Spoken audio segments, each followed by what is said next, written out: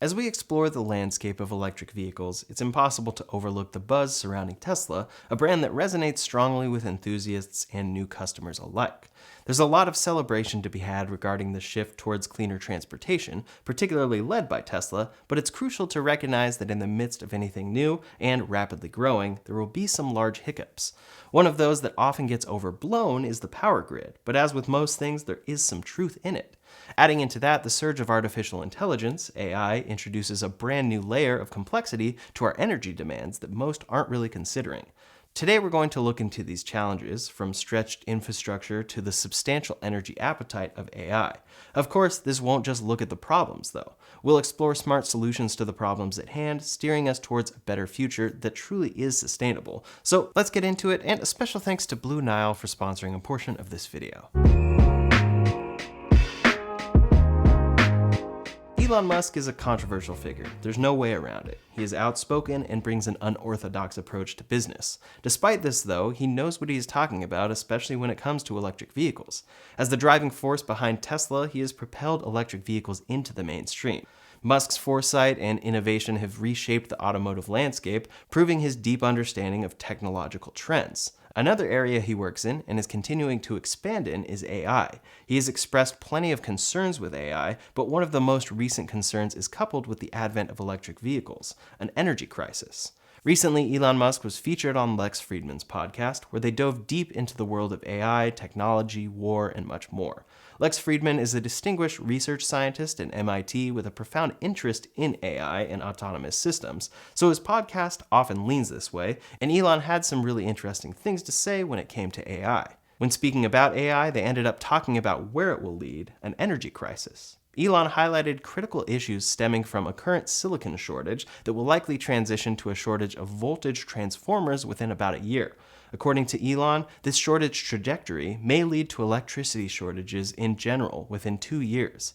As always, we have to keep Elon time in mind here, where he usually thinks things will happen quite a bit faster than they do. But in any case, he talked about the speech he gave to utility providers, where he told them how much energy will be needed. Quote, "So energy usage right now is roughly 1/3, very rough terms, 1/3 electricity, 1/3 transport, 1/3 heating. And so in order for everything to go sustainable, to go electric, you need to triple electricity output. So I encourage the utilities to build more power plants and also to probably have, well, not probably, they should definitely buy more batteries because the grid currently is sized for real-time load." Essentially, he anticipates heavy future usage of batteries because they can even out the peaks. Instead of going underutilized, power plants, solar, wind, and everything else can be generated at full, stored up during the day, and used when energy demands are typically higher. Again, though, he is predicting that we will be facing electricity shortages in around 2 years. And ironically enough, Tesla is a piece of causing this. They have become incredibly popular and have forced the industry to go electric, meaning many more people need electricity to power their cars. Tesla is also very much involved in AI and the computing for future AI effort. Tesla's Dojo is a custom-built supercomputer designed for artificial intelligence and machine learning purposes. The primary focus of Dojo is to enhance Tesla's capabilities in training neural networks, particularly for computer vision tasks crucial to their self-driving technology. Long-term, this will also serve the Tesla bot and other projects that Tesla is working on in the AI realm. We can also expect them to eventually sell these supercomputers to others, with the first customer likely being X or XAI, which now has Grok. So Elon is extremely involved in this technology and the energy involved there. It's also clear that neither of these industries will stop. It's something that is inevitable. So is an energy crisis inevitable here as well? According to Time, the looming global energy crisis is expected to intensify significantly in winter 2023 to 2024, surpassing the challenges faced in 2022. Quote, "The immediate problem is simple. There's not enough fuel, and therefore not enough electricity, so prices have skyrocketed for both." Elon actually commented on this back in 2022, saying, "Realistically, I think we need to use oil and gas in the short term, because otherwise civilization will crumble." This was taken as a hilarious contradiction of his own businesses, but it's more of a realistic outlook on immediate energy demands. Remember, we're aiming for a long-term sustainable future here, and that can't arrive in a day.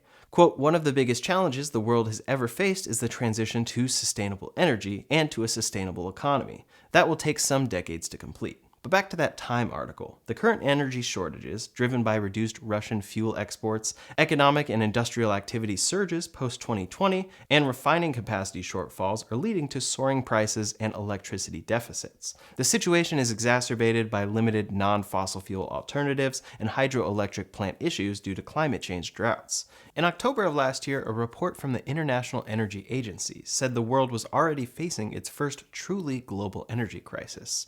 Quote, with unrelenting geopolitical and economic concerns, energy markets remain extremely vulnerable, and the crisis is a reminder of the fragility and unsustainability of the current global energy system.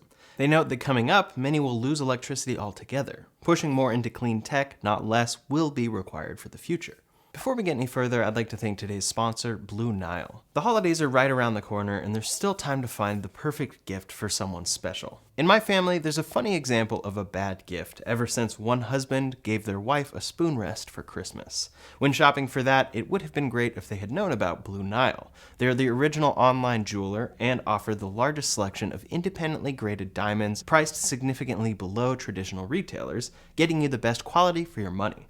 They have a huge selection of gold and silver styles, gemstone, and natural diamond pieces, as well as GIA-graded lab-grown diamond jewelry to help your budget go even further. They have something for everyone, including diamond stud earrings, pendant necklaces, wedding or anniversary bands, tennis bracelets, diamond hoop earrings, and more. They also have jewelry experts on hand 24/7 available via phone or chat to help you find the perfect gift.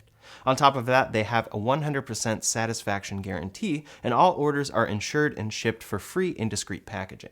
To check out Blue Nile for yourself, go to bluenile.com/Shaw or check the link in the description below. Then use code SHAW to get $50 off your purchase of $500 or more. So in the immediate, there is this push to sustainable energy, but it can't be scaled up quickly enough to meet expected upcoming demand, coupled with EVs and AI. As Elon detailed on Lex's podcast, it will get solved. It's the question of how long it takes to solve. So are electric vehicles to blame here? They're part of it. Long term, they are going to require more electricity, which leads to zero emissions vehicles. But so far, they haven't changed much or anything for electric grids. California is one of the main EV markets, at least in the US, and is also a market facing certain blackouts during peak months. With California mandating EVs by a certain date, many have connected this to mean California, and thus any EV market, is setting itself up for failure. However, quote, grid operators, utilities, and clean energy advocates say it doesn't make sense to blame electric vehicles for the soaring electricity demand during the recent heat wave. And in the future, as utilities make needed adjustments for widespread EV uptake, there's no reason why transportation electrification should overburden the country's grid. As for how much of the grid will be used coming up, quote, in California, the national leader in electric cars with more than 1 million plug-in vehicles, EV charging currently accounts for less than 1% of the grid's total load during peak hours. In 2030, when the number of EVs in California is expected to surpass 5 million, charging is projected to account for less than 5% of that load. It's important to recognize the work involved here. If the grid stood still, EVs would pose a problem, but they won't with the right moves. In fact, EVs could very well become a big part of the solution to the energy crisis some believe them to cause. Elon had mentioned battery storage as a huge factor in helping with an energy crisis. In that context, he is talking about Tesla Megapacks, or alternatives from other brands. Tesla says, quote, the future of renewable energy relies on large-scale energy storage. Megapack is a powerful battery that provides energy storage and support, helping to stabilize the grid and prevent outages. By strengthening our sustainable energy infrastructure, we can create a cleaner grid that protects our communities and the environment. This is a product specifically designed for utilities, and is actually something they have been scaling more than most realize. In the recent earnings report, they said energy storage deployment increased by 90% year over year in Q3 to 4 gigawatt hours, our highest quarterly development ever. Continued growth in deployments was driven by the ongoing ramp of our megafactory in Lathrop, California, toward full capacity of 40 gigawatt hours with the Phase 2 expansion. Production rate improved further sequentially in Q3. They've shared video of the inside of this factory, and we regularly see how impressively fast this factory is pumping out megapacks. Everywhere these ship, they are going straight to utilities to help with energy interruption. CATL has a similar energy system, and we'll likely see more from companies that are able to successfully scale battery production. In some markets, Tesla Megapacks have even replaced power plants, and it's a little sign of the future here. On the smaller side, Tesla makes Powerwalls, and there are many similar products out there from other brands. They pair incredibly well with home solar and ensure that individual households are similarly able to get through peak hours with energy they generated from the sun during the day. This can be optimized for charging your EV on solar during the day or for a virtual power plant as well. A virtual power plant takes tons of home batteries and utilizes them all to send electricity back to the grid when it's stressed. Not only is this helpful for when more energy is needed, but it's clean energy generated by individual home solar systems during the day. Owners then get paid for providing that energy. But I mentioned EVs being a part of this solution. So far, we've talked about Megapacks and Powerwalls. Megapacks are huge, measured in megawatts, 3 megawatt hours per unit. Powerwalls are smaller at 13.5 kilowatt hours each. Many have 2 of these, meaning a personal energy backup around 27 kilowatt hours when fully charged. But there's another huge power source that more and more people are buying each day, an EV battery. The Model Y is the best-selling car of any type in the world, making it also the best-selling EV in the world. For sake of example, let's look at the battery, which typically is around 65 to 81 kilowatt hours of capacity, depending on trim. That right there is around 6 Powerwalls worth of energy sitting in many people's garages, and in the future, this could be a big help. Bidirectional charging is rather new, and it's something that Tesla has yet to ship on any of their vehicles. Yet it creates a huge opportunity. Quote, according to IEA and Bloomberg, by 2030, global EV stock could reach more than 250 million EVs. Most electric vehicles sit idle for 95% of the time, which presents a huge energy storage capability. Daily charging and discharging an EV without impacting the life of the battery for the purpose of personal transport enables the EV to store and supply energy to the grid. Bidirectional charging is something only shipped in a few EVs today. Ford, for example, offers it on the F-150 Lightning, and it's pretty exciting to see. Quote, if the lights go out, your F-150 Lightning and its intelligent backup power won't leave you in the dark. Bidirectional power flow harnesses your truck's stored battery power to help power your home when a Charge Station Pro is installed with the home integration system. The F-150 Lightning has battery sizes up to 130 kilowatt hours, which is a little less than 10 Powerwalls, so that could power your home for a very long time when needed. That's a great backup to have available, but if this became regularly necessary, it does pose the problem of battery cycling. The requirement for an EV is around 600 cycles for the life of the car, and batteries today have a capability of 1,000 cycles. But grid utilization requires a significantly higher number of cycles. If you regularly need to use your car's battery pack at home, or want it to be part of the larger grid, it will cycle the battery more, leading to less mileage that you can get out of it over the life of the car. No Tesla yet supports bidirectional charging, and I think it relates to this. They don't want owners overcycling their batteries and seeing them die faster than they should, especially when these cars are so new. It also adds cost to the vehicle infrastructure, and Tesla is all about cost cutting. With that said, it looks like the Cybertruck may be the first Tesla vehicle to add this feature. It goes along with the functional working truck aspect of any truck, but also probably relates to the size of that battery pack. The larger the pack, the less cycling required for the same tasks. Long-term, though, developments in battery technology could lead to much better cycle life, meaning that any EV could be charged at home and immediately reversed in that process when a power outage occurs or the grid is stressed. So long-term, all of this sets up incredibly well, a sustainable future with batteries holding energy everywhere, in our homes, at utility providers, and in our cars.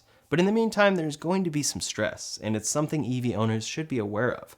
Oftentimes, it feels like the arguments against EVs come out in the form of grid stress or an energy crisis, so EV owners simply say, no, that's wrong, and ignore all aspects of it. But clearly, we are headed for a future that uses new forms of energy and is shifting a lot. The world is shifting to use more electricity as is, and then as Elon pointed out, electric transport, heating, and AI will be adding into that in big ways in the future.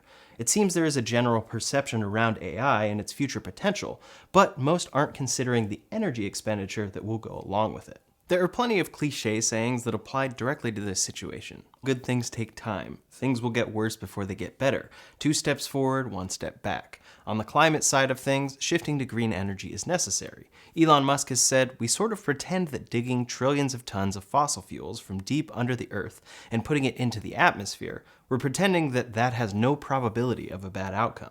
He also tends to emphasize that regardless of your views on climate change, quote, given that at some point they'll run out anyway, why run this crazy experiment to see how bad it'll be? One day we're going to have to make this transition, so why wait until it's too late, especially if there are consequences? It's going to be tough no matter when we do it. To me, the AI compute angle here is a piece I never considered in regards to energy, but forecasts of the future AI market make this pretty clear. We have an interesting road ahead and it's important to pay attention to. EVs both pose part of the problem, but also a big part of the solution long term.